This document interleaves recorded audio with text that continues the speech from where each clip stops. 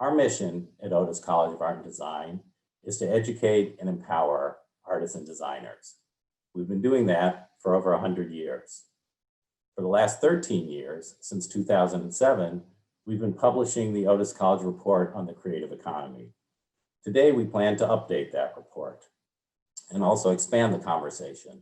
So not only will you hear statistics about how the economy is doing, the creative economy, but you'll hear qualitative comments and a panel discussion on social justice and race and other issues. I think we all know that the creative economy is hurting, that the creative economy is wounded. It's been hurt by a pandemic, and it's been hurt by social injustice.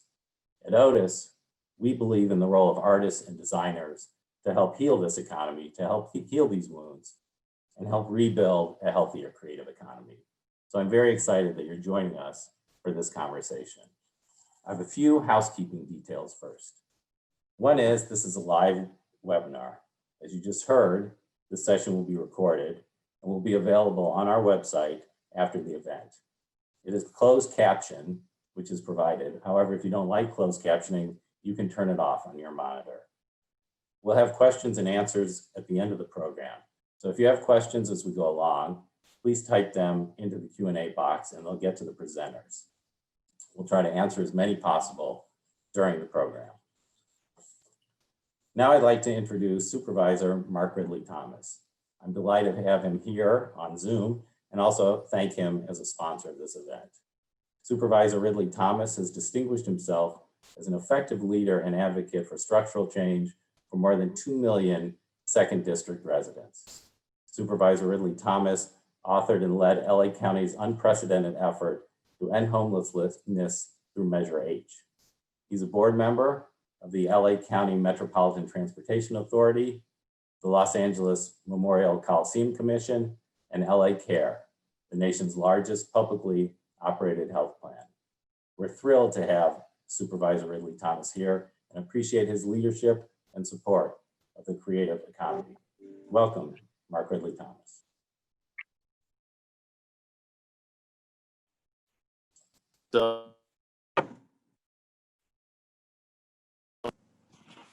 May I say thank you very much for the opportunity to be here and participate in this effort.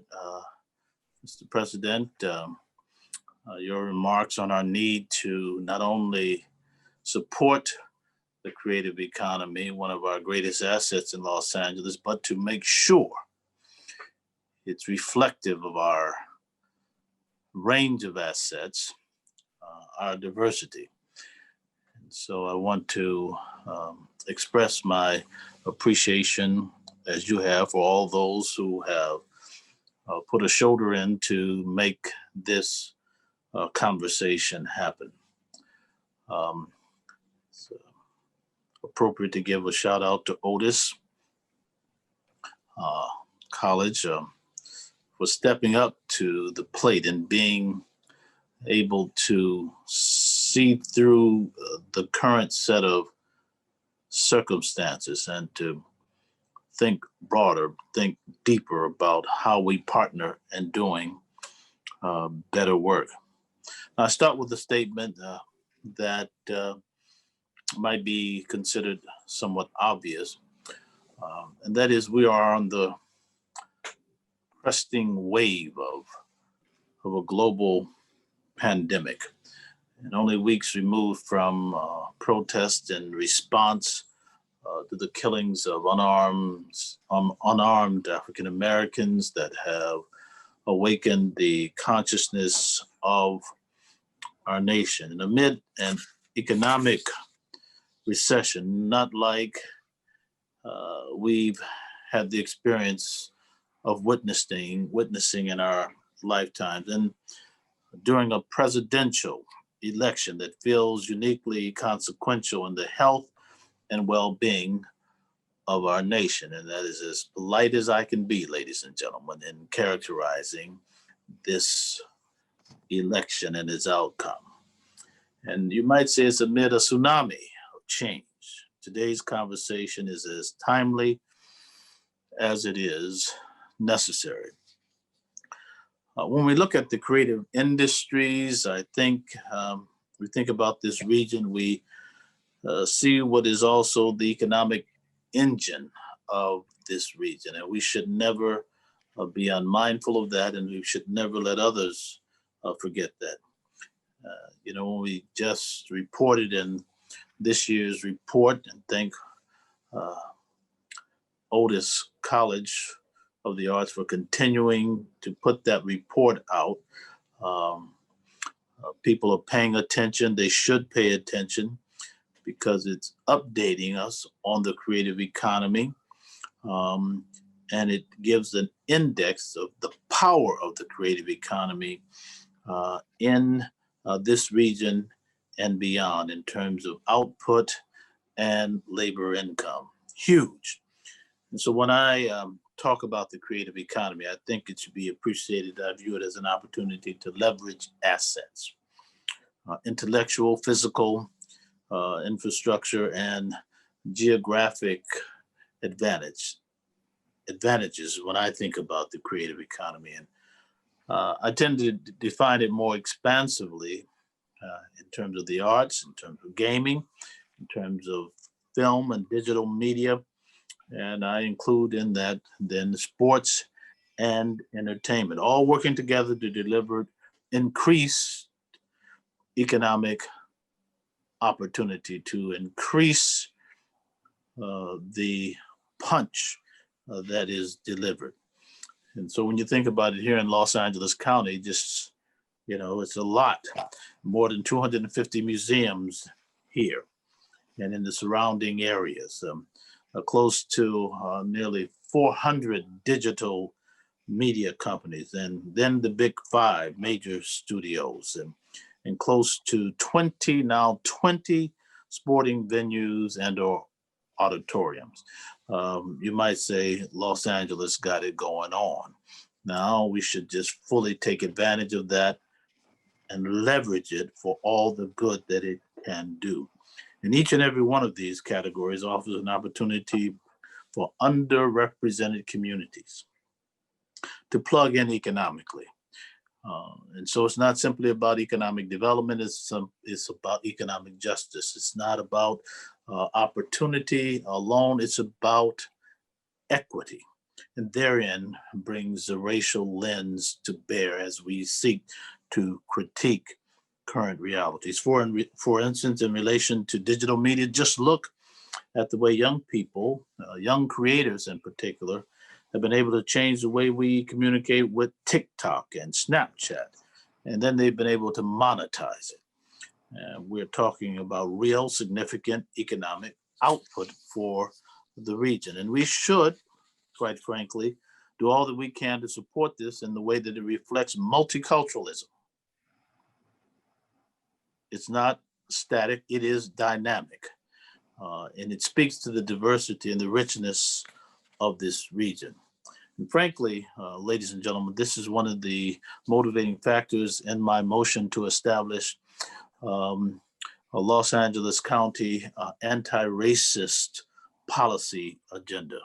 We put that forth in July of this year, and it affirms and it declares, and I'll put it in quotes, that racism against African-American people has reached crisis proportions that result in large disparities.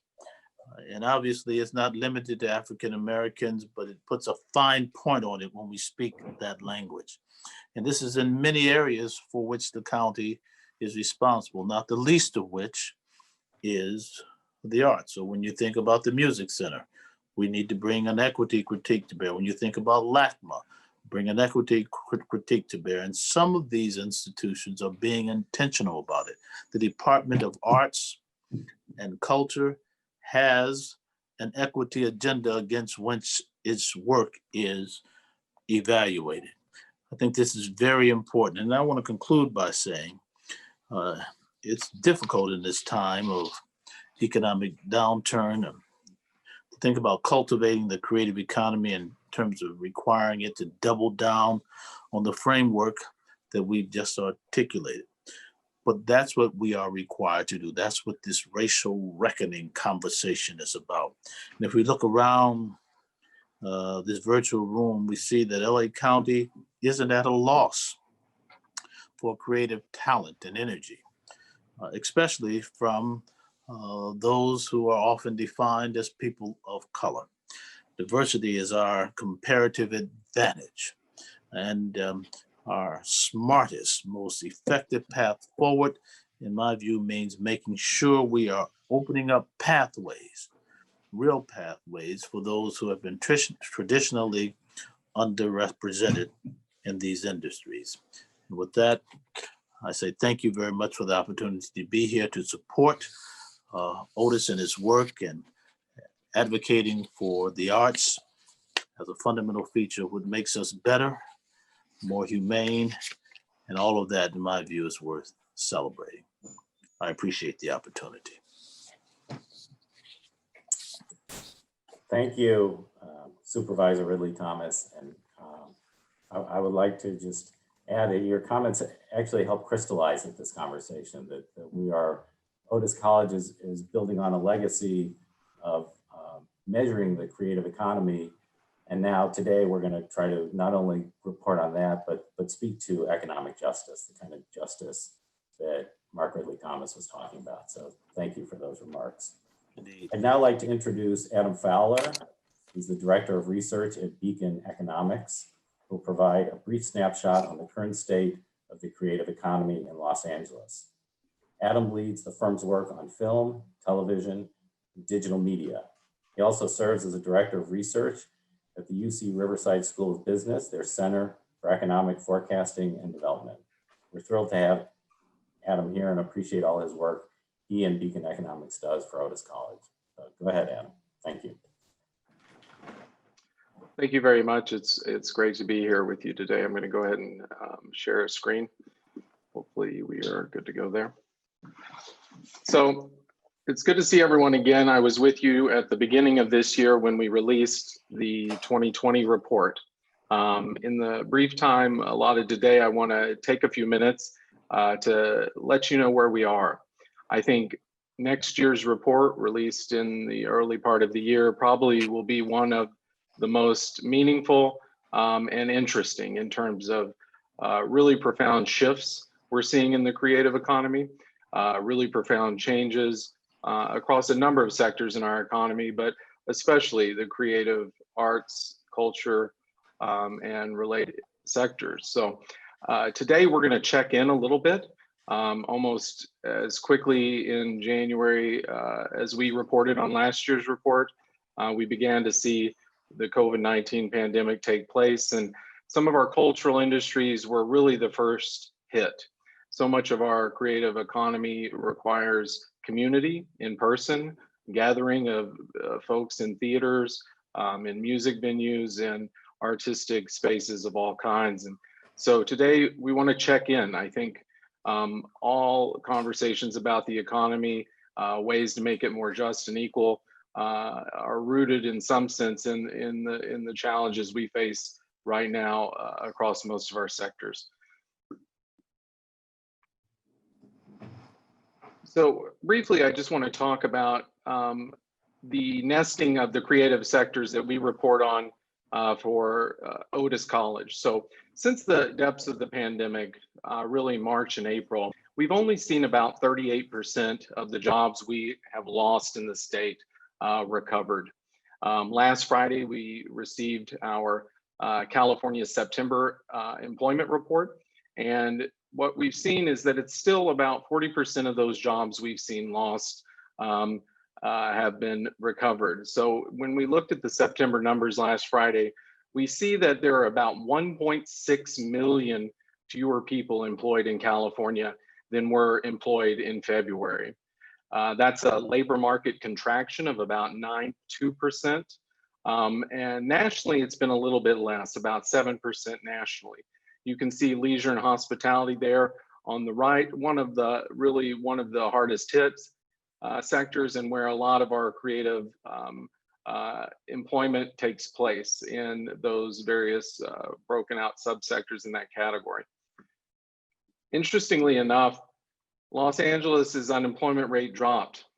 We're down to 11% now in California. We dropped in Los Angeles as well, now down to about 15.9%. As the supervisor mentioned, we are a hub for creative activity. Some of that, what is called wage and salary employment, a lot of it, which is contract, 1099, gig work, that is very important to a lot of our creative sectors.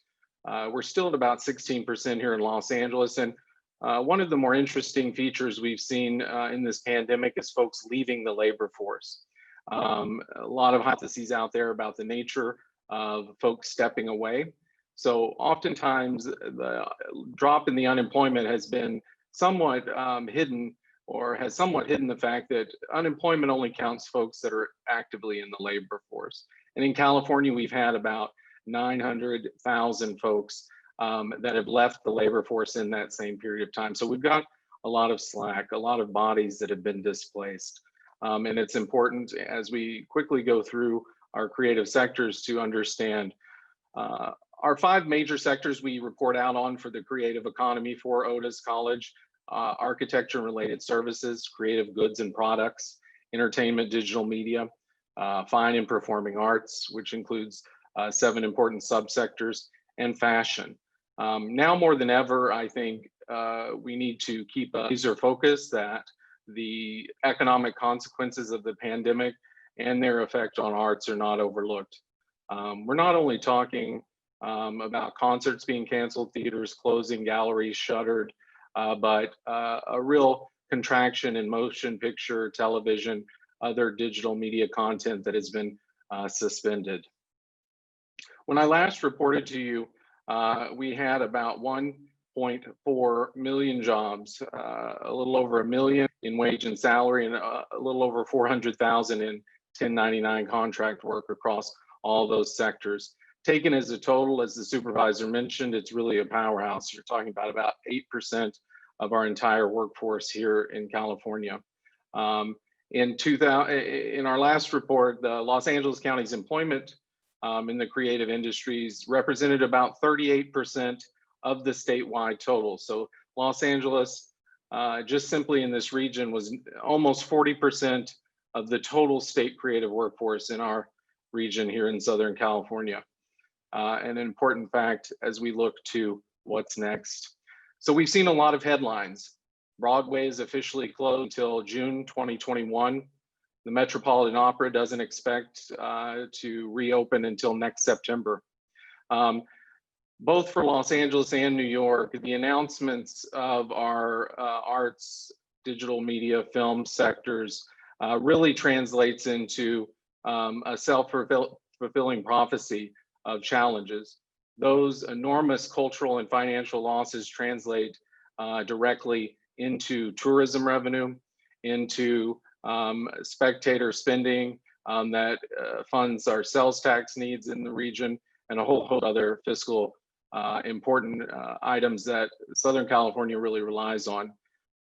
We could go down the list, thinking back to the last Broadway season. Broadway drew about 15 million spectators, and it's estimated it was about $1.8 billion in economic impact. Here in California, a lot of our jurisdictions, in fact, rely on transit occupancy taxes. So when folks check into hotels, that tax that is collected is often a major driver for a lot of our arts and culture programming in the region. And as we think about how this plays out over time, that reduction in that transit occupancy tax is going to be an important part of the story. As we see in Southern California, we've seen about a 61% decline Q3 2019 to Q3 2020 in terms of our permitting activity across a number of film and digital media mediums. Motion picture, just the specific motion picture sector, we've seen a drop of about 44% February 2020 to present. Challenges in just that subsector.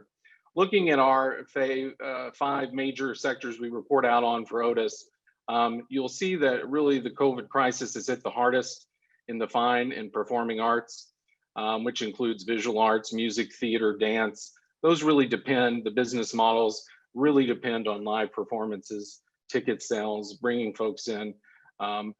Some of the activities we've seen resume under changing phasal approaches to the quarantine.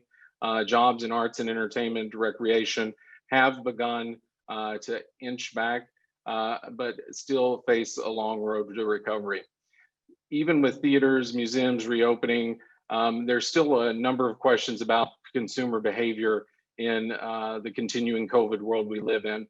Lots of our theater, opera, et cetera, have a client base that skews a lot older than the median household, and there are still a lot of outstanding questions. But I would note here that we estimate as of this month, roughly 280,000 jobs out of the payroll that we would have been reporting on otherwise. And I want to put that number in some context. And I want everyone to think about how much of a keystone this industry is for related jobs. This isn't just a real challenge to this industry, but the ripple impacts both upstream, the supply chains, folks that help fund, help provide the products, services that our arts utilize, and the downstream impacts, what our employees in those industries do with their money and the ripple effects that have. So that 284,000, again, if depending on the nature of the temporary departures from those industries, if those were to be permanent over an annual basis, so if those were gone for a year, what that would mean, I don't think can be overstated. If we were to lose those 284,000 creative industry jobs, what we would be talking about is an additional loss of 394,000 through those secondary impact, a number of vulnerable positions. We estimate that would be roughly 678,000 jobs lost, by $58 billion in lost labor income, contracting our total economic output by an estimated 160 billion for the state of California annually.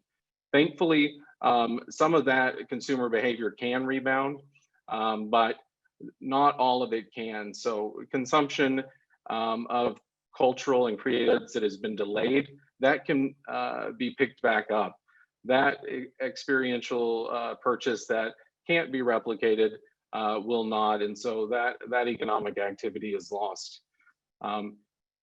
What I would say is, from our point of view, as we put together our framework for the spring report, our real challenge is around one of the real big challenges around international domestic tourism. This feeds oftentimes reduction in public and private funding for arts and culture, especially at the local level, and we start a real downward spiral as fiscal constraints force local jurisdictions to furlough, lay off staff. That reduced spending in the economy has downstream impacts, and so on. In the absence of responsive public support and recovery strategies, the downsizing of cultural and creative sectors will have an outsized impact on our city and regions in terms of jobs, revenues, the level of innovation we see, as well as citizen well-being and the vibrancy of our real diverse communities. So as we think about what the new normal looks like, and as we look to not only think about getting back to the status quo, but what the new future looks like, I think it's a real opportunity to think differently. A lot of the business models were very fragile before the pandemic, and that was after over a decade of economic expansion. So I think really no public and private solutions should be taken off the table prematurely, and now is the time to think very seriously about the value we place on the arts as a community and an economy. I appreciate the time to speak today. Thank you, Adam. I think as we talked about a wounded creative economy, Adam's data gives us a real sense of the challenges ahead. That that number of 284,000 jobs missing in Los Angeles in our creative economy as a creative capital is a real challenge for all of us. And now we'd like to layer on some other social issues. I'd like to introduce Dakota Ortiz, who's the Director of Social Impact at Endeavor. Dakota is going to moderate our panel discussion. Dakota advises Endeavor on social impact strategy for clients and manages the Endeavor Foundation focused on industry inclusion. Prior to Endeavor, Dakota was the program lead at Annenberg Tech, part of the Annenberg Foundation. It's a pleasure to have Dakota here, and I look forward to the panel conversation. Dakota, it's all yours. All right. Thank you, Charles. Yeah, super excited to be here. I don't think we need to go into any more depth on who I am. Bit of housekeeping. If there's anyone listening, watching that would like to submit questions, you can do so through the platform, and we are going to address as many of those as we can towards the end of the session. I want to say thank you to everyone at Otis and everyone who's we've already heard from. Thank you for everyone who is tuning in to joining us today. And of course, to our incredible panelists who we're about to hear from. I think, we're going to get into this and we're going to hear opening statements from each one of our panelists. I think just to set the tone, we heard some of the data specifically around COVID. I think that regardless of COVID, and clearly that's impacting the creative economy, but even before that, there was a lot of struggles and challenges for certain people trying to enter the creative economy or who are already in it to continue to grow and prosper. So with that said, I would like to introduce Elatrice Harris, Vice President, Southern California Chapter for the National Organization of Minority Architects, as well as the Summer Camp Director for NOMA and the SoCal Student Chapter Liaison. Invite her to make her opening statement. Thank you.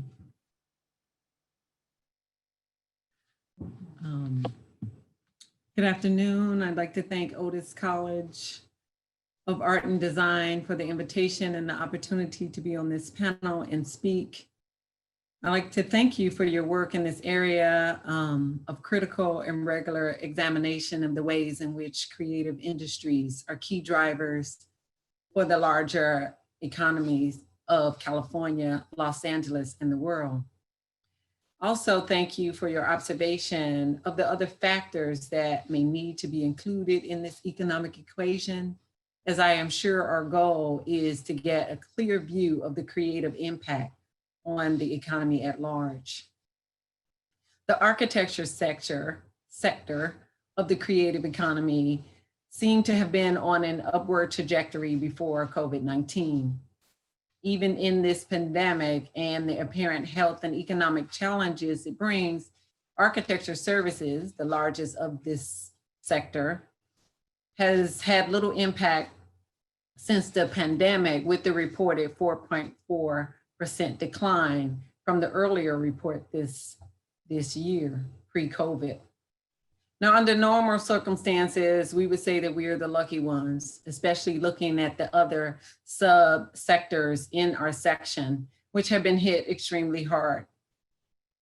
But our plight in the architecture services subsector go much deeper than anything created by COVID-19 or the pandemic. We are when looking at our sector from a purely economic standpoint, we may seem to be in a good place, but from an equitable stance, it is way, way behind where it should and could be. The numbers are staggering when we bring in race into this economic equation. We have pressing issues of diversity, equity, and inclusion in all the creative sectors, particularly for Black creatives. The racial divide is and has been prevalent since, frankly, its inception. For the architecture sector, Black and Brown people make up less than 2% of all licensed professionals, and even less for women. When we look at the numbers of African Americans in the Los Angeles area, it is 9%, yet less than 2% of the local architecture industry is made up of African Americans. The numbers for the nation are similar, with women making up 50% of the population and only 18% of our architects. The Latinx community is 17.6%, making up only 3% of architects, and African Americans being 13.2% of the population, and only 2% are architects. And it's less for African American women at 0.03%. Now, in this period of national reckoning over the systemic and historical racial inequality, we have a grand opportunity to raise our sector out of decades of underrepresentation and to address the non-inclusion of Black creatives and all people of color. We at the National Organization of Minority Architects and the SoCal NOMA chapter in particular are advocating for the implementation of practices and policies to facilitate a more equitable, creative economy for all, but especially and specifically for creatives of color. We are making an explicit commitment to racial equity by exploring the barriers that creatives of color face and exploring and promoting strategies that will help them thrive and grow. Our goal is to be agents of change that will lead to racial equality in this sector and provide a place where success, safety, and health is available to all people and is not predetermined by their race. A place where everyone, regardless of race, has the freedom, agency, and platform to share and amplify their stories, their art, their culture, and their experiences. A more open and diverse place. Now, we are doing this with what we are calling an imperative to action across the sector. We're calling on all to treat these injustices as a crisis, much like the COVID-19 crisis and pandemic. And we are calling for us to take immediate and decisive action. We're calling on the sector to increase representation of diverse people, cultures, and components. And finally, we are asking everyone to no longer be silent to the inequity, systemic racism, and injustices in this sector. Silence equals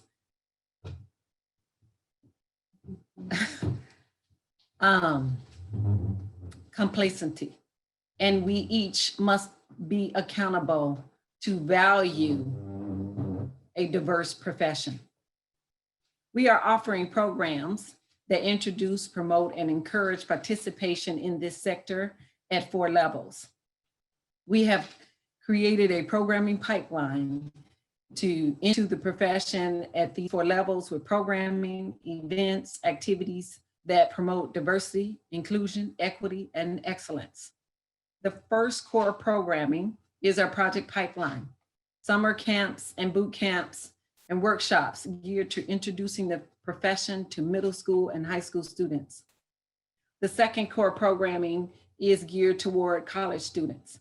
We have NOMA chapters in schools across the Southern California area, offering mentorship and support through their architectural journey at the college level. The third core programming is geared toward developing professionals, entering the profession as interns and on the road to licensure.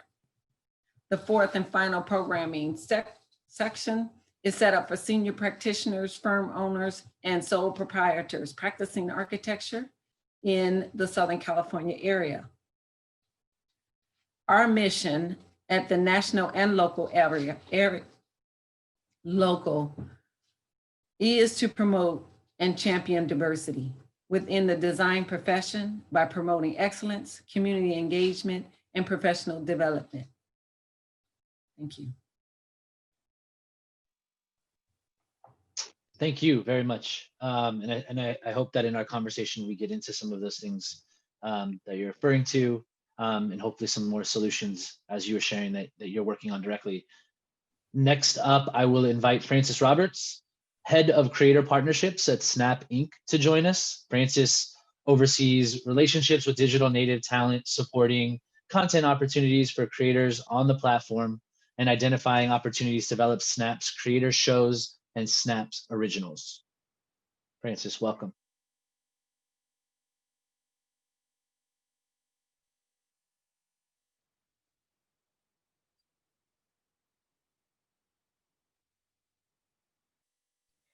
There's just a moment of technical difficulty. I'm sure Francis will be joining us shortly. Great. I mean, I think maybe I can introduce Kristen Sakota while we are working that out. That makes sense. So Kristen, not to put you on the spot, but Kristen is the director of Los Angeles County Department of Arts and Culture. Welcome. That department's mission is to advance arts, culture, and creativity throughout the creative capital in the largest county in the United States. So Kristen, welcome, and I would invite you to give your statement. Sure, thanks so much. Happy to be here, Dakota, with you and everybody. I'll just, of course, thank Otis for all of your work and for having me on the panel today. I also want to thank and acknowledge Supervisor Mark Ridley Thomas and all of the colleagues who are presenting with us today. So some folks who are listening in, of course, might be familiar with the LA County Department of Arts and Culture, but I want to highlight a couple of things that we're doing in the space in addition to kind of thinking about the state of where we are. So the Los Angeles County Department of Arts and Culture, I like to call us kind of a 70-year startup. We're building on more than 70 years of the LA County Arts Commission, but I have to give up the leadership of Supervisor Mark Ridley Thomas and the Board of Supervisors for elevating the role of the arts in LA County by creating us as the first ever official Department of Arts and Culture. And so what does that mean? What that means is that my role really sits at the intersection of arts, philanthropy, and government. And I'm essentially representing arts and creative industries around the government table with the heads of other departments like parks or like public works or like mental health, because arts are integral to our entire society, to our civic life, and to our economy, just as all of those other things are. So for the Department of Arts and Culture, our mission is broad, and so we support the arts and creativity in different ways. We provide grants to nonprofit arts organizations and other arts organizations for their programs all across the county. Nearly 500 different organizations receive funding from us regularly or every year through our programs. We also provide professional development support for organizations and creative workers. We support creative career pathways. We have a small but mighty research and evaluation team that puts out reports looking at gaps, access, equity, and other issues of import for the arts. We commission artists for civic art projects, and we advance arts education and creative youth development for all of the youth in the county. Now, all of this work we have been doing, as the supervisor mentioned, through a lens of cultural equity and inclusion. And in that work, we lead the county's Cultural Equity and Inclusion Initiative. And so in that initiative and beyond, cultural equity, which is essentially the idea that everybody, every community, regardless of your background, of your race, of your income, of your language or national origin or LGBTQ or disability status, has access to cultural resources, and that your artistic and cultural forms are equitably valued and recognized. That has really become a central and defining aspect of our work. Because what we've seen in LA is that, and what I've seen in my work, really, my whole life has been spent in the arts since I was a child, and including through my professional work, is that often in the arts, we are very unique. We're an amazing sector, we're an amazing form of human expression. But sometimes we think that we are special little snowflakes that are separate from the same kinds of societal challenges that we all are faced with. And we know that this is not the case. And so here in LA County, like in other places, we see inequity in access to the arts. And in a lot of ways, that is what we seek to address. I want to share a bit more just in terms of reflections on this moment. You know, I think we're all in so many of these conversations, and we're looking at a crisis of public health, of course, the health pandemic. We're looking at the resulting economic crisis. And in that, we're seeing the great reveal and the reckoning with racial justice across all of these areas. And so for the creative sector, I really see that every crisis, every major moment of disruption like this is also an opportunity to look ahead, to actually recreate and rebuild and reimagine what things can be. And it's essential that we think about the arts and the creative economy as not separate from all of our shared prosperity in terms of not only the economy, but our health, our hope, well-being, how we support and educate youth, and the kind of economic justice and career pathways that we have, and how we're sharing out stories of our humanity and leaning towards becoming a more anti-racist and inclusive culture. I think all of that is really the opportunity we have, and the risks of not doing that, I think, are great as well.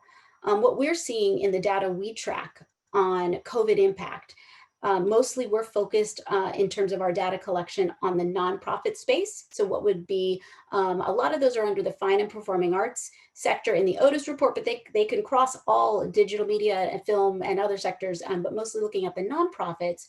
We have seen that the grantees and the others that we support, collectively, that was more than 13 million in-person visits and experiences every year. Those have mostly been lost. We're seeing more than a third of organizations dipping into their reserves, having to furlough or lay off staff. We're seeing more than 50% of organizations responding to surveys saying they don't know if they can survive the COVID-19 pandemic. And yet 80% of them are still trying to do services, still trying to have virtual events, still trying to provide that connection and that entertainment for all of us. So what we risk losing is our cultural infrastructure. What we risk, in not really ensuring that the arts are an essential part of our recovery is a long road to gaining it back. But also, if we don't center equity in that work, we risk a lack of relevance. We risk a huge opportunity that is both economic and really seeks justice and investing in all of our creative voice. So if I can just finish out with a couple more ways that we're working before I turn it back over to you, Dakota. I just want to highlight a few key things that we're doing. So just recently, I think it was just last week, the Board of Supervisors adopted the new Arts Education Blueprint for the whole region. It's called Arts for All Children, Youth and Families, Los Angeles County's new regional blueprint for arts education. This is really going to center equity and become the guiding document and policy guide for everybody collectively to work towards in terms of ensuring all of our youth have access to arts learning in school, out of school, in communities, and in connection with county systems that they might encounter. Because we all know that actually workforce development in the creative careers and just skills you can take anywhere actually begin long before you're going to that first job opportunity. In Creative Career Pathways, we're celebrating the 20th anniversary of the LA County Arts Internship Program. It's a paid internship program, one of the biggest we do in partnership with the Getty. And we know paid is the great equalizer because a lot of times low-income folks, people of color, don't have access to be able to take PA and other kinds of jobs and opportunities without being paid. Last year, we released a field scan about challenges and barriers in the creative industry, particularly that youth face, that we are now looking to build towards addressing more and more of those barriers and having conversations with partners statewide and here in LA about increasing awareness of job opportunities and how we can address that. And as part of the county's broader efforts, we participated in the Economic Resiliency Task Force for the county. So putting forward recommendations there that came from the field. And the county adopted a cultural policy for the county, which seeks to center cultural equity and have all county departments see what role they can play in advancing the sector. So I know the challenges are great. And I just want to close at this point by just saying there is no going back. There really is only going forward from here. It's going to be a lot that we're facing, but also such an incredible opportunity that we really can't miss to essentially redefine what it means to be a creative capital of the world, and whose voices and whose stories get told and who gets to actually be at the table. That has to actually be part of how we move it forward from jump. Okay, I'll end there. Thanks. Thank you. No, that's incredible, and I agree with you. And I think collaboration is going to be key from all of the different sectors, which I think you alluded to. Awesome. Okay, now we're gonna welcome Francis Roberts back with us, and I will do the introduction one more time. Francis is the head of creator partnerships at Snap Inc., where they oversee relationships with digital native talent, supporting content opportunities for creators on the platform, and identifying opportunities to develop Snap's creator shows and Snap originals. Francis, welcome, and I would throw it back to you, over to you to make your statement. Yeah, cool. Thank you all for this opportunity. I'm very excited to be here, very excited to be with this esteemed panel of guests. Thank you to Otis, thank you Dakota as well. Like you said before, my name is Francis Roberts, and what I do here at Snapchat is lead our efforts around creators and creator partnerships. So I think a lot about, how do we actually enable the creative economy? How do we do it in a way that's very fair? How do we do it in a way that's more democratized? Because when I think about, overall, for the audience that especially lives on Snapchat, this is a Gen Z audience. 90% of folks between 13 and 24 on Snapchat in the US, right? So we really understand and think about, the responsibility that comes with that audience, and how we think about, making sure that they get content that is relevant and that is like brand safe, but also that is appropriate for them. And we think about that, over the last, 3 months, we've released a bunch of cool and exciting opportunities for creators. We've released a few shows, one of which was called Free Tuition with MK Asante. It's a really cool and engaging show where it really invites people to come in and have a conversation and really talk about these tough subjects in a way that has education and entertainment. And I think that, a lot of these conversations are sometimes really tough conversations, and it's about stuff that's really hard and things that have historically been, swept under the rug. And I think that, what we really think about is how do we create a place where we can have these hard conversations, in a productive way, in a way that helps move us all along, and in a way that really enables everybody to have a voice. And especially those people who have historically been, discriminated against, Black people, and things like that, have the opportunity to make sure that they're heard. When I think about, the ways that, going forward, we really think about how we do this, I do think that the democratization of media overall really is an opportunity for us to ensure that, as opposed to like the way it used to be, where there were a few gatekeepers, that there is an opportunity for, more and more people to have their opportunity to create their art. When I think about how technology can really enable that in a cool and fun way, I think that that's what really makes me excited. That's why I get up every day and kind of come to the office, I guess to my house at this point. But it really is, I think, making sure that, folks know that, they can use platforms, they can go and we all have phones with cameras at this point, and the ability to share our voice with the world. And then that ability also trickles down, I think, to allowing to basically dismantling discrimination, right? I think that when we look at Gen Z, for example, they're much more diverse and much more accepting of things, because I think they have been exposed to those things historically. So when I think about how we're going to continue to enable it, I think we continue to think about, the responsible democratization of media. And when I sit in those rooms, making sure that we do have an actual conversation sometimes around race or gender, or ethnicity, which is sometimes awkward and not very fun, but it's necessary in order for us all to move forward. That's great. Thank you. And I think we're going to get into a little bit more of that in our conversation, and excited to have that, some of those conversations and topics.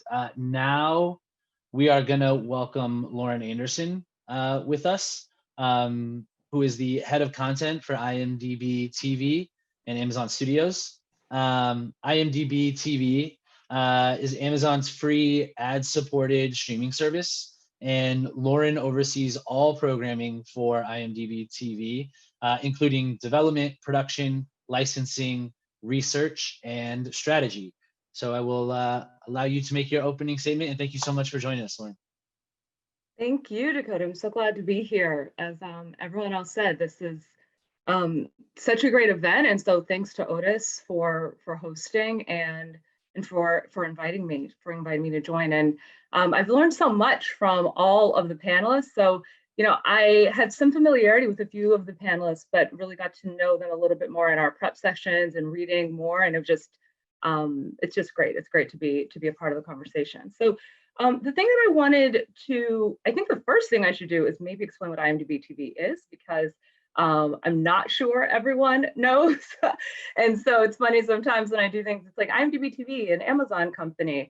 So IMDb TV is Amazon's free ad-supported streaming service.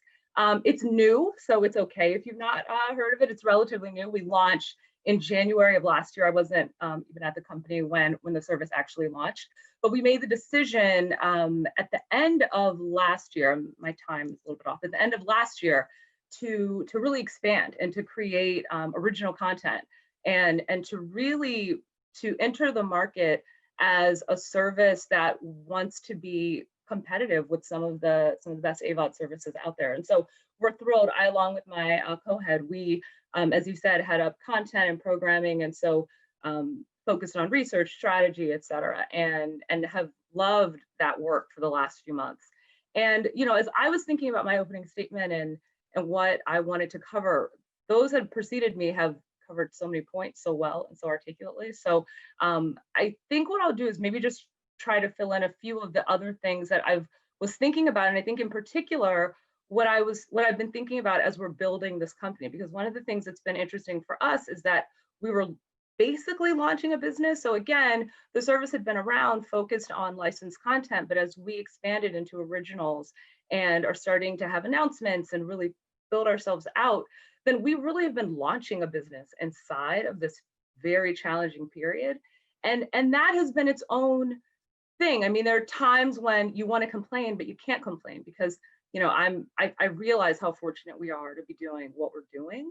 And so what I have though thought a lot about is, how do we come back when knock on wood, but it's not even knock on wood, when the economy comes back, when jobs in the creative sector come back at all levels, how can we ensure that we are coming back in a way that's far more inclusive and in a way that prioritizes all of the things that all of the speakers before have discussed? And so, the big thing that we do, and you just heard Francis talk about this, we aren't afraid to have these conversations at work, and we aren't afraid to have them across the board and sort of top to bottom.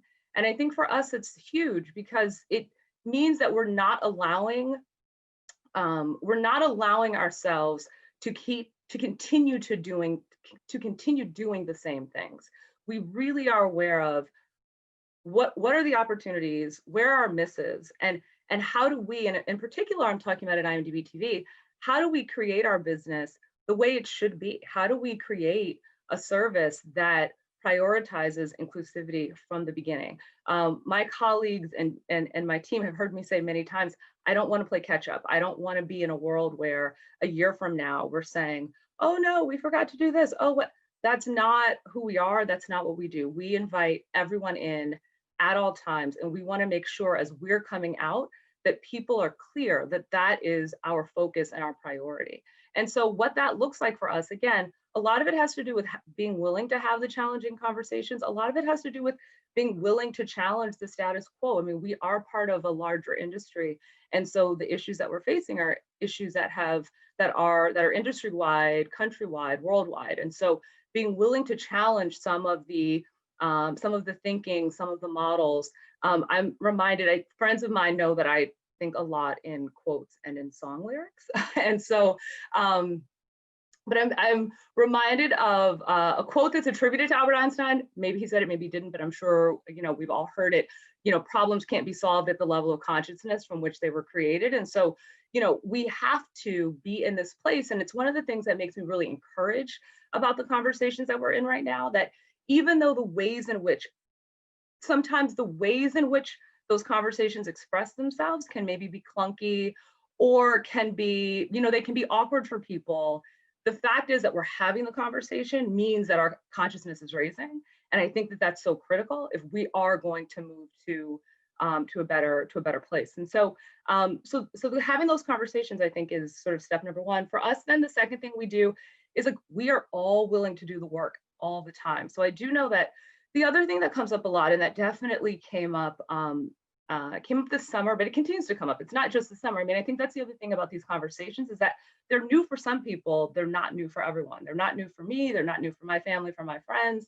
And so conversations that aren't difficult for me, I recognize are difficult for other people, and sort of how we navigate that. But one of the things that came up and has continued to come up is this balance between, this isn't just work for the people who are most affected. This isn't just work for underrepresented groups. This isn't just work for Black people, Latinx people, Indigenous people. It's not just our work, it's everyone's work.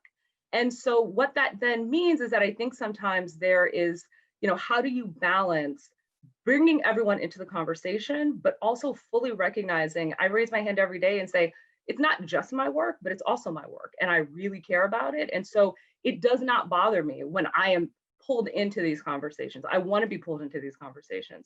It's better than the conversations happening around me if they are meant to impact me. So, we are willing at every level to jump in at every point, and to continue to push this forward, because you also don't want to see the conversation stall. And I think that's the other thing too, is that being part of it at every level ensures that it doesn't stall. It ensures that you continue to push things in a direction. And then I think finally for us, it's just about creating opportunities at every single moment. So when we are fully back in production, when we are fully back, let's make sure that, I ensure our team, our slate, our directors are above the line, below the line. We're studying all of this. And so my team knows there's not a position that I'm not worried about. There's not a role in our productions or inside of our team that isn't worth us all having the conversation and ensuring, again, like, this is not about taking opportunities away from anyone. This is about ensuring that everyone, literally everyone, is under the tent, inside of the tent, welcomed into the conversation, into the community, and that we're creating opportunities for every single person. So, we certainly look forward to the continued growth, and every day sort of seeing more things come back. I get excited when I'm on conversation and in conversations and on calls with producers as we're talking about our shows, the conversations that we're excited to have with series that are going to come out that will continue to advance a lot of what we're discussing today. Amazing, thank you. Yeah, and I love what you were saying, and we talked about this on the pre-call too, about not catching up. And I think having worked in the economic development space with a lot of funders and investors and VCs, where we know those numbers in terms of representation are very similar to what Latrice was talking about in terms of the amount of people of color and Black leaders in that space. And I would think that if there were more entrepreneurs of color, they would also not have to catch up as their businesses grew, which is a great segue into our last statement and panelists that we're going to hear from. So I'm going to invite Maurice Harris of Bloom and Plume. Really, that one designation is not do them justice. He's multi-hyphenate. Maurice is a Los Angeles-based artist who's best known for Bloom and Plume, which is a bespoke floral design studio. Their unique point of view and like attention to detail and craftsmanship have made them both one of the most sought after floral designers and one of the most recognized in Los Angeles, certainly. And they're also the owner of Bloom and Plume Coffee and a content creator and producer and many other things. But I will let Maurice sort of talk to those points and welcome. Welcome, thank you for joining us. Thanks so much for having me, everybody. Hi, hope you're all hanging in there and having an okay time. Happy to be here. It's very funny to be essentially talking to myself or to a screen, and then all of these cameras off, and in my own little zone here, pretending to talk to an audience. It's very bizarre and interesting and funny all at the same time. So here we are.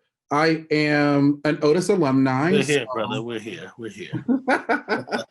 We I'm got you. We got you, man. We I'm an Otis multitasking. alumni, and I graduated in 2005 in the fine arts department. Started in fashion, transferred to fine arts, and I felt like I got an incredible education in the fine arts department. Really loved it, and I have been in the creative economy ever since. I went kind of the more commercial way, I guess, and then have backed into the fine art part of it, which is I worked in window display for a long time at Barney's and Juicy Couture, and then I started my own business, doing flowers.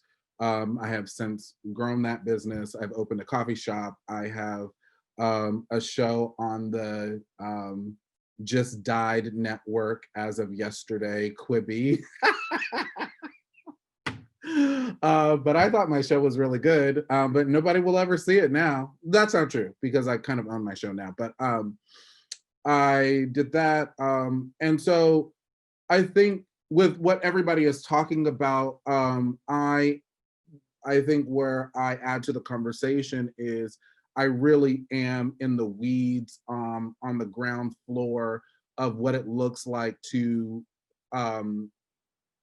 be in the creative economy, and I have a creative business, and figuring out how to be a Black gay man in a world that is not set up for me, and running a business where I'm able to employ people and continue to employ people. And then there's a pandemic, and like, how do you like navigate that? And then Black Lives Mattering being a trend. And so like you get an insertion of like, everybody wants to support your business, and then it goes away because now we have to focus on something else. And I think that there are some inherent flaws in how our systems are set up. And in being a person that like, I mean, I run a couple businesses, so I look at this stuff like a crazy person, and I'm constantly trying to find the loophole so that I can make it all work, because as I found out, you know, capitalism, generally speaking, does not care about my creativity. It cares about the bottom line. Does it make sense? Does it make money, or does it not? And our value system in this country is around the bottom line, and everybody is looking to make a quick dollar. And so we are not looking to invest in art unless we can literally see the return on that investment, i.e. investing in fine art and like playing that whole game, or it just gets more complicated unless, like, for example, I opened my coffee shop because Starbucks has already laid the groundwork for us looking at coffee as a luxury that we afford ourselves. They've already done the legwork to get that done, where, you know, people really wanting to invest a lot of money into like their floral experience that they have once a week. We're not there culturally, and I don't have the means to change that narrative, right? I think when we look at big tech and all these big companies that get tons of money and all these different things and have all these wild ideas, there is time for those ideas to marinate, develop, and change the world, because they have the resources to back it, right? So I did my coffee shop with my brother. My brother is a corporate banker. I think we're exceptions to the rules in many ways. We really worked on our credit. We had a business plan that was pretty solid. I have a pretty successful flower company. I don't know, in my own mind, I'm kind of popular. Maybe to some people out in the world, I'm kind of popular. But yet, as we went to about 30 different banks, we got 30 different no's. And so what does it look like giving people that are pretty solid, have pretty solid ideas and have proven their value, opportunities to actually win. We are in an economy that does not give platforms to marginalized people because it's not easy. You can't see it. And I think until this country really, really, really negotiates their relationship with slavery, negotiates their relationship with how disproportionate, like hundreds of years of we just want to like sweep it under the rug and be like, yeah, but look at what we're doing now. We had a Black president. We did all these things. It's like, no, we are not dealing with the core issue, because systematically the people that are at the top are still the people that oppress me. Granted, you know, Quibi was a hot ass mess, excuse my, well, that's just the fact.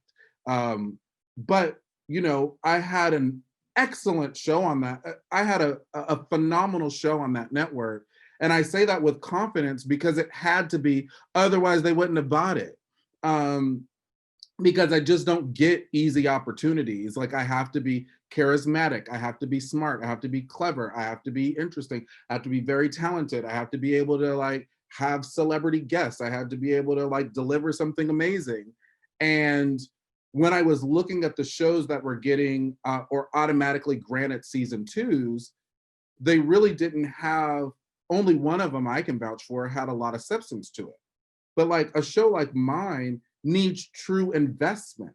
But if you then go back and rely on the numbers and you rely on this capitalistic model, it doesn't work, right? And so then I'm not gonna get the same opportunity. It's like, well, we tried it, but we didn't. There's just an inherent flaw. Then when I have to go plead my case to an old white male executive on why I deserve a seat at the table, trying to prove to them, there's just inherent flaws. And that's just one example of like what I go through on a regular trying to keep my business alive. I think, you know, we serve an amazing product. We serve delicious coffee.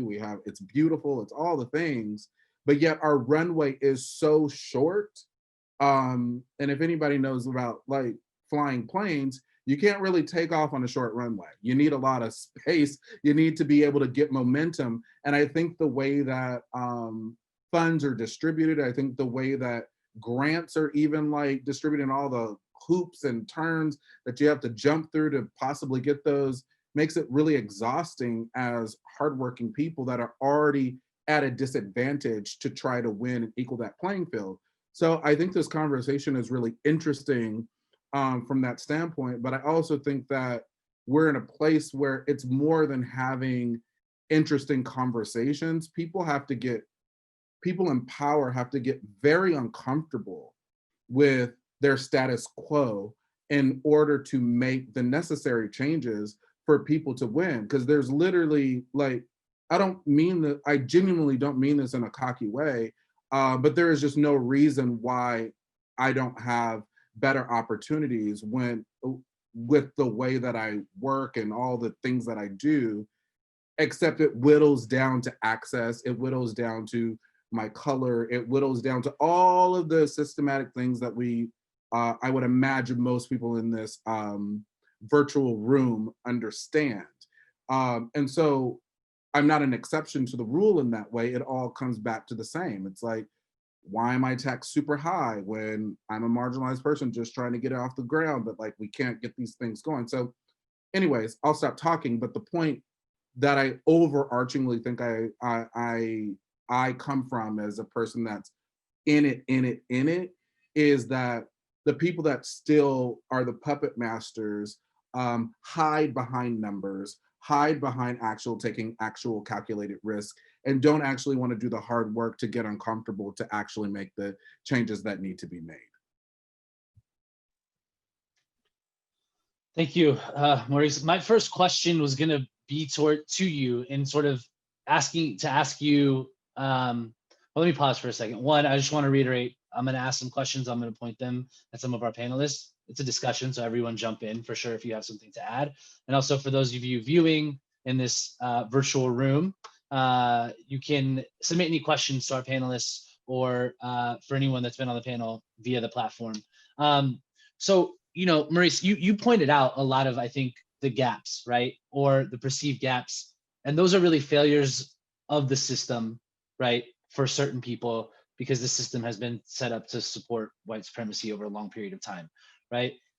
In your view, if you were to look at like some of the serious gaps, maybe just like one or two for a young entrepreneur that relates to you, a creative entrepreneur that's trying to become a part of the creative economy like yourself, like what is the one thing that us as peers of yours in the creative economy need to address very, very immediately to support that next generation of yous, essentially? Well, I think it's like, woo, that's a big question. That's very weighted to be very specific, but I would say that there's two things at play. I think that the younger generation, when I go to hire people, their expectation of what they should be paid versus what the work is worth versus what I can afford to pay them because of all of the other things that come along with running a business and taxes and taxes on taxes on taxes on taxes. I think make it very hard because, and I get where young people are coming from because they have to live. So our world, our economy hasn't caught up to like livable wages and people actually being able to have entry-level positions to really not feel like they're in survival mode. And I would say if anything really specifically that needs to change is our relationship to value, right? So everybody wants to spend, $20 on a pair of shoes or, find H&M and Forever 21 and do it the cheapest way possible, but then wants to be paid a lot of money to do what they do. So it's the constant challenge that I'm having in my business, which is like, people want to pay tons of money for flowers, but they don't want to pay me to go pick them up, pick them out, process them, put them in an arrangement, pack them up again, deliver them, and then if it's a party, pick it up again. There's 25 steps there, yet like you're only interested in actually paying for the flower. We really have a warped relationship in this country with labor and what labor costs and what that means. But we also have that warped relationship because of our history of how this country was built, which was on free labor. And so to me, as a creative person going into an economy and wanting to do something creative, you just need to take the wool off of your eyes to know that like there's a level of exploitation, there's a level of like value that is just not accurate and not adding up. And it has taken me a long time to like start to really assess that that's what was going on. And I think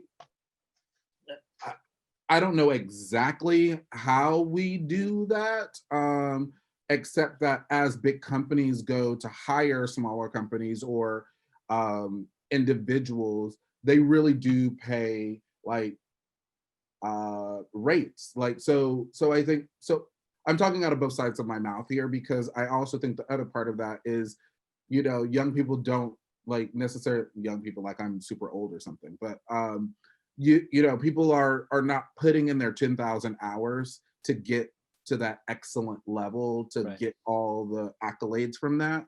I love talking with my hands, it's so fun. But I think we have to, it's like a both and.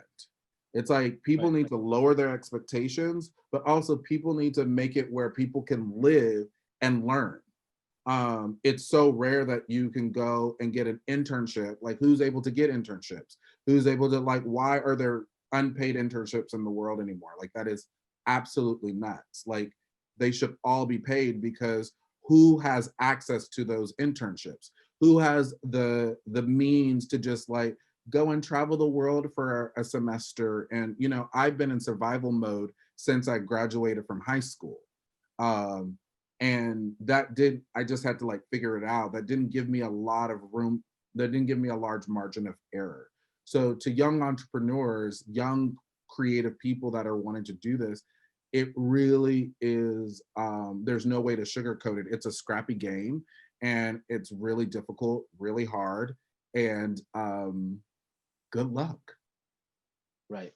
No, I think that, I mean, there's a lot to unpack there. I think that for the employers on the call, there's a lot of things to key in on there, right? People, also even just looking at supply chain and things like that, right? Which a lot of people don't pay attention to, but it's hugely, hugely important if you're going to be an anti-racist company. So you mentioned, sort of for those young entrepreneurs to take it, a step further from a cultural standpoint. This question is for Kristen. On the pre-call that we had, you sort of talked about, and Maurice talked about these systems of oppression, and it's embedded into everything. And you sort of took that and applied it to sort of an interpersonal and internalized approach, which then gets exhibited in culture and cultural equity or lack thereof, I think is kind of what you were saying. So I was wondering if you could share more specifically, how that lack of cultural equity impacts communities and perpetuates those inequities. And then maybe, a way that you all are thinking about how to address that. Sure, happy to. Oh my gosh, so many amazing things said. It's like, I wish we had more time.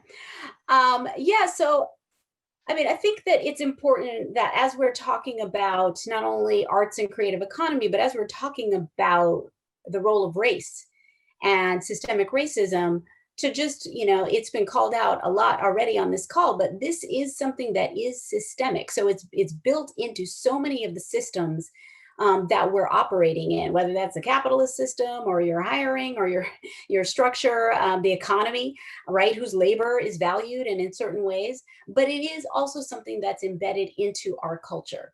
And so as we're thinking about cultural equity, first of all, you cannot achieve a vision of cultural equity without racial equity and anti-racism. But it's the notion that it's not only about access to jobs, absolutely, access to opportunities. It's also about which communities even have access to arts and cultural resources for them to participate in.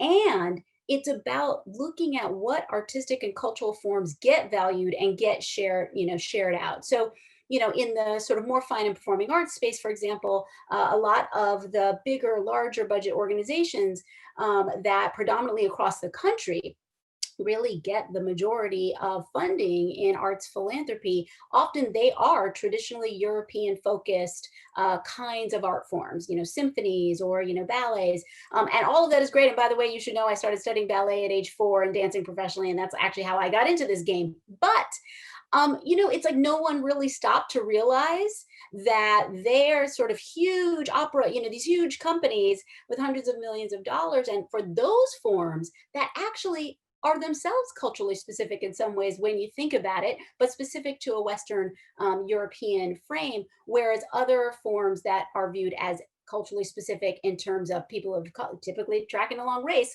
it's usually people of color's forms are viewed as kind of ethnic and culturally specific. And we know en masse that those kinds of arts organizations and forms are valued less. So I think, when we're thinking about this, so many of these amazing things, I think Maurice brought up value, I think is critical. How we're valuing all of these different cultural forms and these different stories is incredibly important. I'm always reminded of the work of John Powell at the Haas Center, and really his work around the problem of the 20th century is about othering, right? That we've been made to kind of other. So there's a sort of white normative culture, and then there's those who are the other. And in these, days and times, I think a lot of people are really looking at anti-Black racism as sort of Black folks have been made as sort of the ultimate other in our country, which then gives you the right, perhaps, to exclude them or to marginalize the story or to pull the trigger when they're walking down the street because you assume that they are criminal. And I think in that moment, that's when I tap into not only the economy, the access, the opportunities, but the power of our sector. We are actually exporting everything Adam Fowler talked about. And I love being on any program with Adam because I need an economist who's going to tell everybody invest in the arts. But everything he's talking about is also that we are exporting and sharing out art and culture and stories. And so the more that actually those are reflecting all of our different stories and reflecting our humanity in that, I believe is powerful enough that it could change things and that it could actually be the difference of even life or death on the street, because it could actually influence how we think about one another. So anyway, all of that's hugely important. If I can say one more thing, just to pick up something that I think Maurice or Lauren was saying, and it was about the notion of risk. I think risk is a very interesting thing to me in this concept, because the notion of risk has been used to exclude low income people of color for decades in our work, and especially in the economy. Who can get a loan? Who's going to get a grant? Even in philanthropy, we know that Black-led and organizations led by people of color, they have to jump through more hoops to get the grant, right? And so even if we're investing in artists, even if we're Lauren and we get to like green light stories, but that's a sort of a chance to shift our notion of risk and start realizing that actually the risk is if we don't invest in these voices, because we're all, this is an amazing group of people who kind of are unicorns in a way. But at the same time, we're really not unicorns. There are actually many people like us that are creative, that are but giving them the tools and opportunities is really what I feel like is the name of the game. Thank you for sharing that. I think just moving along because of time, I'm going to go to Lauren with a question and I think this alludes to some things she said in her opening statement. But if we take some of the concepts that Kristen is talking about and then apply them or think about them from a cultural lens, or excuse me, from a corporate lens, how do you in your leadership role actively remove some of those structural barriers that we're talking about, right? How are you actively doing those things so you don't ever have to get behind, right? So that you're staying up with it. And like, if you could share what some of those practices or policies have been successful for you, understanding that you're running your team, but you also work within a big company. Sure. I mean, it's interesting because even as Maurice was making this point before, it has to go beyond conversations, and I could not agree more. I do think, though, that inside of a corporate structure, which I think is so different than obviously being an entrepreneur. I imagine, I've never been one, and appreciate the deeper risk that there is in that versus the risk that I'm talking about. But in a lot of ways, it really has to start with a conversation. I think that part of what happens inside of corporations is that it is the energy you just sort of keep going in a direction. If you've had success with something, then you can just continue to want to replicate that same success. And so you have to be willing to say there is another way to do it. And I think, also, I think to some of what Maurice was speaking about as well, understanding that success looks a lot of ways. And so by investing in talent, creators, shows, series, etc., that don't look like the shows that have worked before, that doesn't mean that these new shows won't work. And by the way, it doesn't mean that you're undermining the series that have already worked. I think that we can sometimes get into a bit of a mindset that feels like these things are a bit binary. And so you can either do this or you can do that. And it's not really about that. You can do it all. And I think that that's a big part of what we talk about. And I think especially inside of our organization, because our desire is to speak to everyone, then what we're really just focused on right now is how do we do that better? If we recognize that maybe we've spoken to this audience well for a while, how do we make sure that we are speaking to everyone? So I do think that those two things are connected. So that is certainly the first thing that we've done. I don't necessarily, I mean, forgive me if the desire is to go into sort of specific programs, and because I can do that, but I think because so many of those things are really insular, I really think the point has been for us, it's literally about the opportunity. It's literally about saying, I want to hear that pitch. And every single person who's in a position to hear pitches, to greenlight shows, to hire directors, to hire writers, to hire set designers, that I want to hear that pitch from this person who's never made a show before, but maybe has the next show in them. So I want to hear that pitch to say, you know, I want to book this production designer who maybe has never booked another series of this budget before, but I think this person can do it. And I'm willing to, I guess, to the point of risk, take the risk on that. And I think the other thing that we're doing really actively is saying when we do those things, so, you know, the risk to, I think what Kristen said, like the risk is to not do it.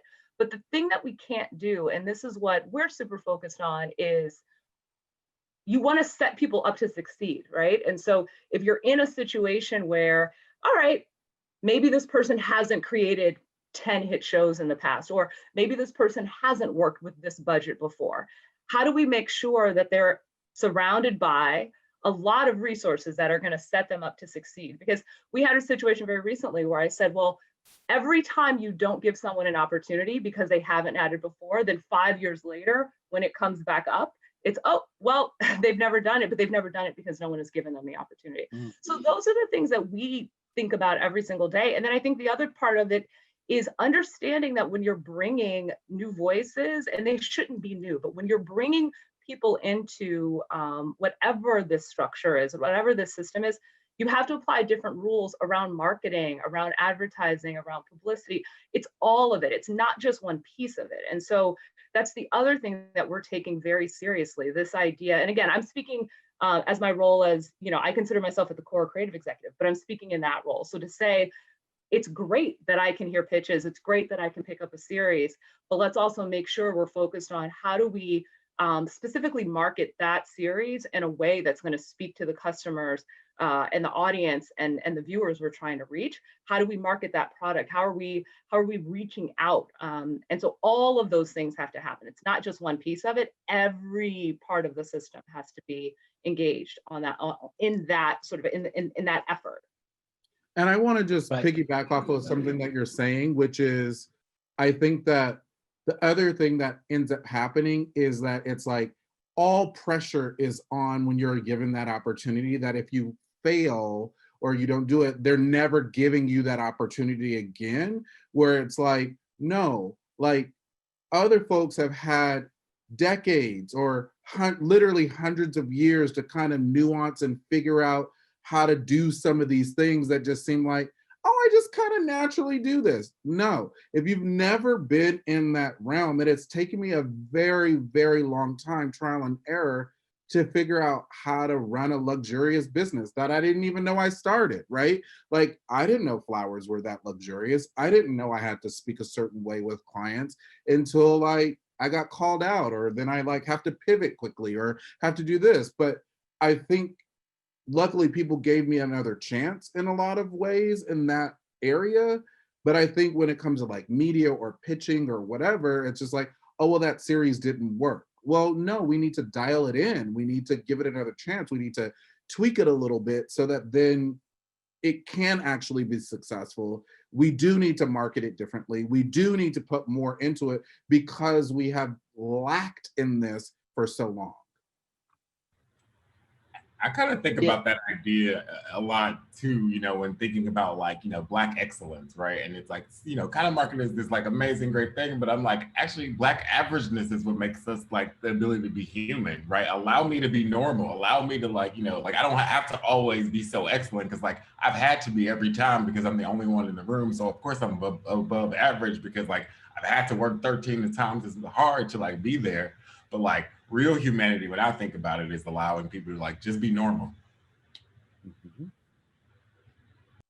Absolutely. Francis, we're going to stick with you. I think some of the things that we were talking about, you all are, you know, in your careers have gotten to a place where you're making decisions and you're building your own teams, right? And, you know, we had talked about on the pre-call, it's just good business to do so, right? It's not charity or whatever. It's good business. Businesses that have teams that represent the communities that they live and work in, and the people that consume their content or their products make better products. They make better content, right? They have better employee engagement numbers, and the data goes on and on and on. You know, for this conversation, I mean, you know, what are some of the ways that, you know, you're trying to continue to support those ideas, right? Because I think like somebody also mentioned fatigue, right? That happens, and, you know, we're the only ones sometimes that we feel like fighting for these things at our company, but there's data there that backs it up, right? And you're working in that space at a tech company that probably uses and relies on a lot of data. We're also doing something in an organic way. Can you just talk about that a little bit, if that makes sense? Yeah, totally. And I can talk about, my experiences, across tech. I worked at Snap, but I've historically worked at other places as well. And personally, some of the things that I have done is in those moments, there's been times where let's say I'm in an offsite and there's a big group of people and they're you can actually see what the room looks like. Those are the moments I might potentially call out hey, I'm the only person who looks like me in this room. And it has a little bit of a greater impact and allows people to look around and see oh, what's going on. Actually, it's different to hear it, but to see it, feel there's 130 of us in a room and maybe nobody looks like this Black person, what's going on. But kind of outside of that, we're really thinking a lot about what does the content on our platform actually look like. So we're actually doing an audit of the entire platform to figure out where does discrimination lie? Are we over-indexing or under-indexing on certain individuals and certain types of goals? We also are actually linking diversity goals and making sure that we retain and secure folks to people's actual performance pay. Right. So there's a lot of times, let's say if you're in a quota business, you're in sales, and if you don't hit your quota, you don't get paid. And we think about if you don't, make sure that this company is diverse, then what are the actual impacts on there? Does that have an impact on you in a real life way?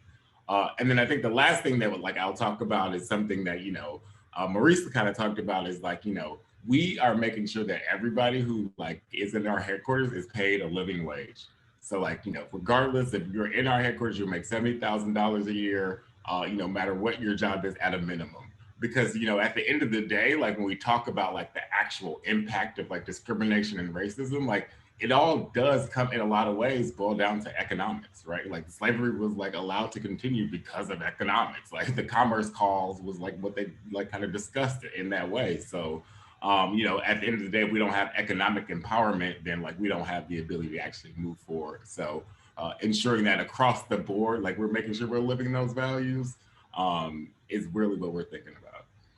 Yeah, that's great. I mean, we see it in our business as well, right? If the entry-level position doesn't pay enough, that's another structural barrier that's keeping certain people from going in matriculating up in your business. We are a few minutes over. We're gonna go for over 15 minutes because I want to give everyone the opportunities to speak, and then I would love to get to a question or two from the panel. So panelists, if you can bear with us, that would be amazing. If not, we completely understand.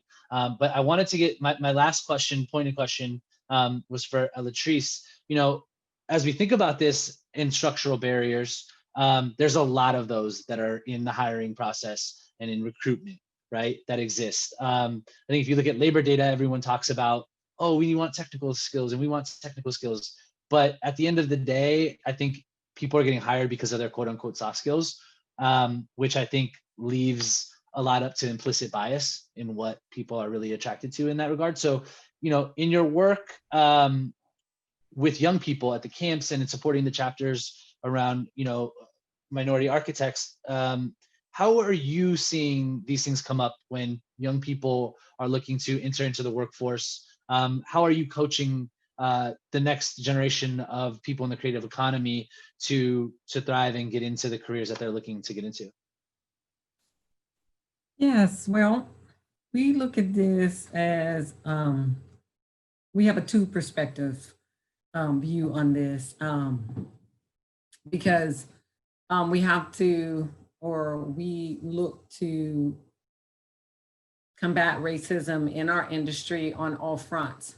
So we approach this aspect of the systematic racism from these two perspectives. First, we believe that the implicit bias displayed in the hiring process is not going to go away anytime soon. So we need to come up with another way to, while we're waiting, to make sure, while we're waiting for this dissipation of the mindsets of this societal systemic racism, that we ensure that we promote and advance and help some people get into the hiring position, right, that are minorities. That's the first thing that we can do, to make sure that our minority students Black and brown young architects who are going in, they can be confronted by a hiring agent that looks like them, that can then understand at that moment in time, because even just seeing them, it will relieve the pressure of the interview.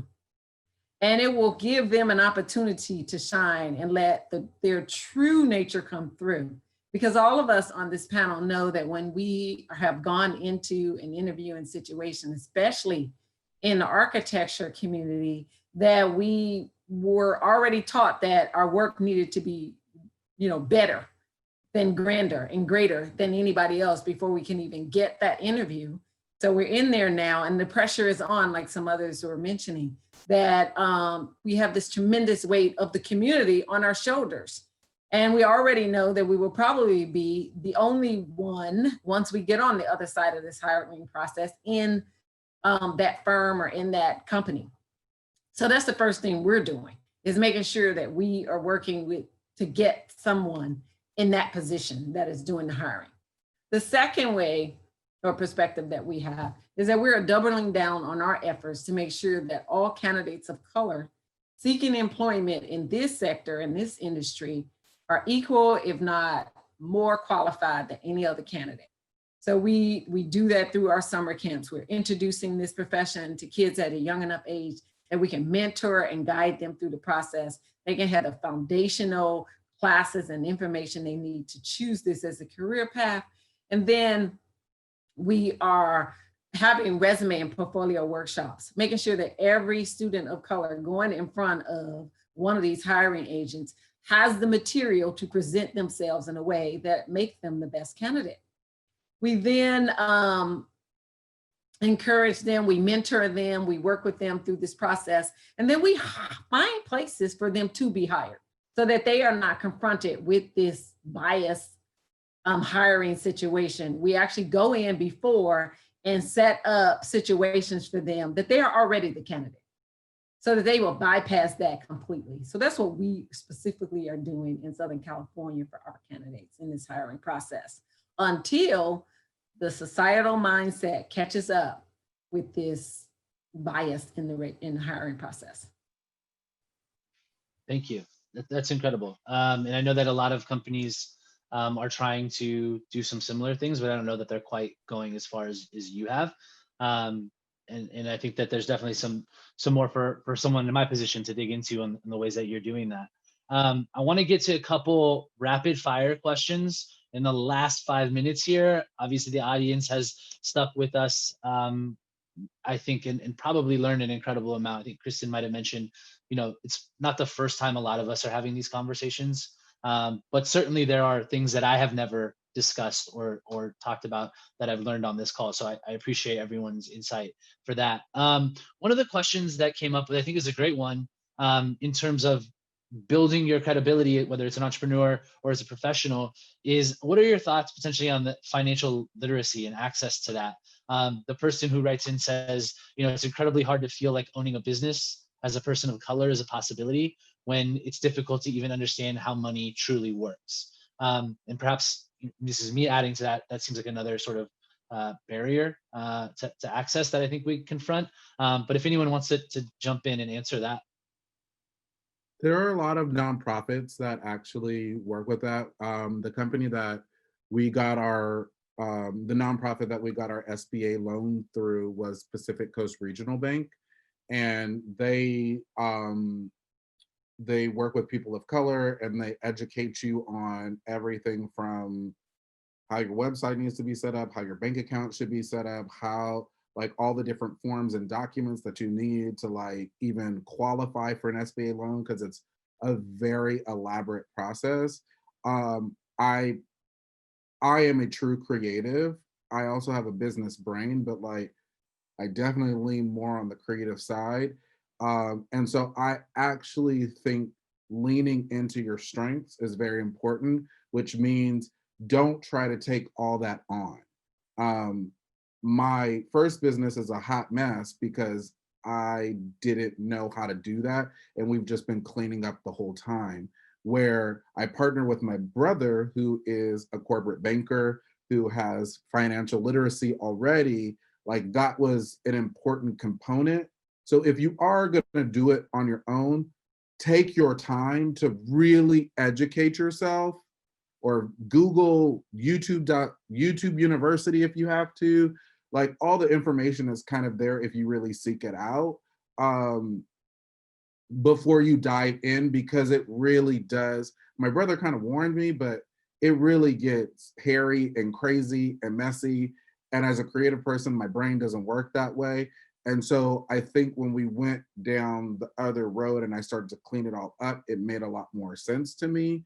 But there are lots of nonprofits that specifically work on educating people financially.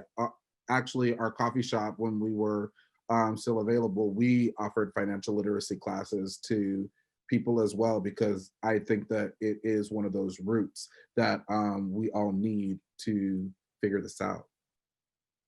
And Dakota, if I can just pop in with Sure. a couple things too. A couple of other just opportunities. So the LA County Department of Arts and Culture, some of our professional development, we have something we do called Arts Tune-Up.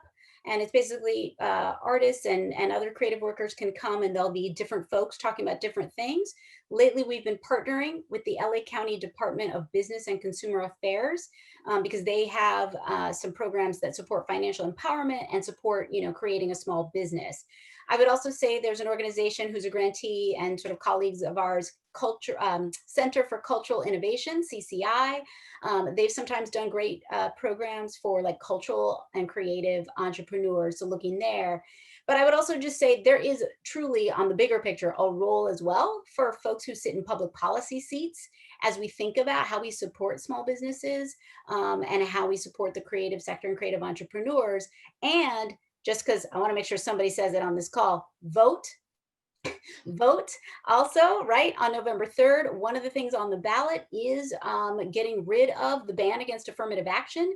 If we did that, that might mean that cities and counties could strengthen their minority women owned business programs to be more explicit about supporting people of color. So that's something that can also, we can also all be thinking about, so we can better reflect our county, which has been majority minority, if you want to use that phrase, for decades, and really approaching about 50% Latino at this juncture, in addition to all the other cultures represented. So the business case is so clear, but making sure we're getting in there and supporting is great. Awesome. Okay, I think we are at time. Obviously, we are over time. I think that this has been incredible, and thank you to all of the panelists who have shared their insights. I think, this panel, from what we've learned today, could probably be called racism in the creative economy, or perhaps anti-racism in the creative economy. And I hope that we can create more opportunities together and with Otis and all of our hosts today to continue to have these conversations. For our guests, if it's the first time that you're hearing a lot of it, we encourage you to continue to have conversations to learn more. And I think that there's a lot of resources out there. I've been doing this work for a while, so I put put myself out there. If anyone wants to learn more, I'm happy to make my contact information available. Obviously, a lot of our panelists have their information available in their bios. But once again, thank you all so much for joining us and sharing some really, really great information and insights with us today. And I think I'm supposed to throw it back over to Charles for us to actually close it out. So thanks, everyone. Thank you, Dakota, and thank you, panelists. That was an extraordinary conversation. I have pages and pages of notes, so I'm not even going to begin to summarize my thoughts in any way. I'm just going to express a lot of gratitude. So certainly gratitude for the presenters, the panelists, Dakota for moderating, Supervisor Ridley Thomas for kicking us off. It's just a lot of sort of fantastic thoughts and ideas that I will spend days processing. So thank you very much to the attendees. I know all of you watching, I know we went longer than anticipated. I know we didn't even begin to scratch the surface of the questions, which I've been reading, that are fantastic, and I apologize that we didn't get to them. We are going to be reaching out to you. We're going to be sending a survey to you in hopes of ideas you have and how we can improve future talks like this and events like this. Our next forum online is scheduled for November 18th, which is entitled Creative Futures in Art and Design. It's primarily for our high school students and their families to let them know of sort of creative futures for them in Los Angeles County in the creative economy. So look to that. I feel I have to shine a spotlight on Maurice because Maurice is fantastic and not only a true creator and artist, but a thinker, a business person, and of course an Otis grad. And we are, so proud of many thousands of Otis grads, but Maurice is a special one. So Maurice, thank you very much for participating in this. And finally, thanks to everyone for being here. If you have ideas, if you have suggestions, we obviously want to move from conversation into action. Feel free to reach out to me, and my email is president@otis.edu. You can feel free to reach out to me. But I just want to thank you on behalf of myself, Otis College, our students, our student who designed the artwork behind me. I felt sort of Kristen and Maurice threw down the gauntlet that I had to have a better background. So I stepped up with an Otis senior. But our students, our faculty, our staff, our alumni, our trustees, we're all truly appreciative of your time and your talent and rolling up your sleeves to move forward together. So thank you very much.